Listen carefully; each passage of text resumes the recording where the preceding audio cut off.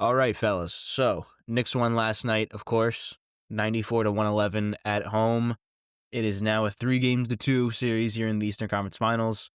However, the Knicks will have to win an elimination game on the road in Indiana on Saturday if they want to keep the season alive. However, that is tomorrow's problem. Today's celebration will be had.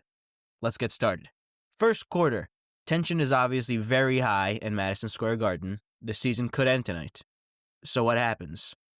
The captain of the Knicks comes out and drops 14 points on 6 made shots, 2 threes in the first quarter to settle everyone down and realize, hey, we got this, all right?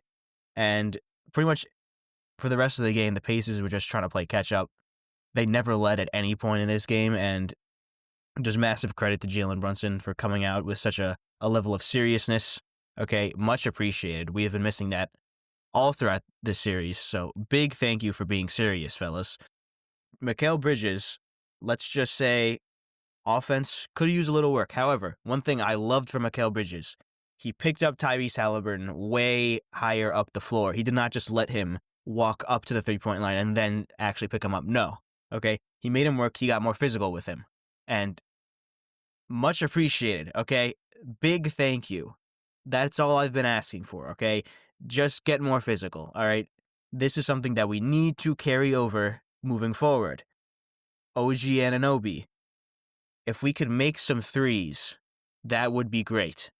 However, one thing I did notice with OG, to start the game, I noticed they put him on Nembhard a little more, which obviously would allow him to be more of a free safety versus continuing him on Siakam, where you're going to have to stick to him, all right? Because they could just post him. He could get his shot off at any moment. So putting him on Nembhard will allow him to free roam more and just kind of help, be a menace on defense. So this strategy, of course, is reliant upon one Karl Anthony Towns to stay out of foul trouble, considering he would have to be the one to pick up the Siakam matchup. And tonight, well, he didn't stay out of foul trouble. He did have some stupid fouls. However, offensively speaking, just fantastic. Had the highest plus-minus of any Knick at plus 26. Once again, he just showed that no one on the Pacers can hold him. Just no one can stop him. They can only foul him and hope they don't call it, which they do a lot. But just incredible game out of Cat. Just a real gritty game, too. Banged up knee. It was a game time decision, but there was no chance he was missing this one. And one play I remember in very particular, okay, it was just like fascinating to see. Like, my mind was blown, okay? The Knicks have multiple passes, and we find Cat open in the corner for a three-pointer. It's like, are we watching another team playing right now? Like, where was this all season? But anyway, 24 and 13 for Cat. Fantastic performance. 3 assists, too. So that was great. Mitch, one thing I really wish we could get from Mitch is normal minutes allocations. Okay, we don't need to run him like 10 straight minutes to start the game. All right, Tibbs, like, let's get him like 6 and then get him a break, because I think if we're able to keep him well rested throughout the game, he will obviously have a more impactful performance, especially considering he's still semi-recovering from an ankle injury, but still in his, long little minutes block, he was still impactful.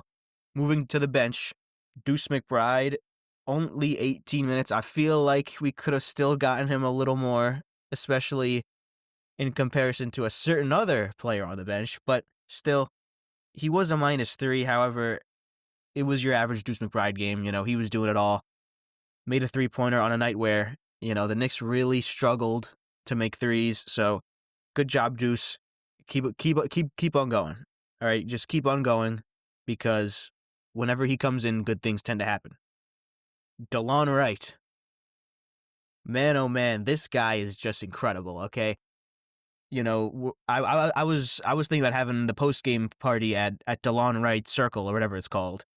But unfortunately, we had to, well, maybe not unfortunately, however, we did host the post-game celebration at a different street named for a player. We will get to that later.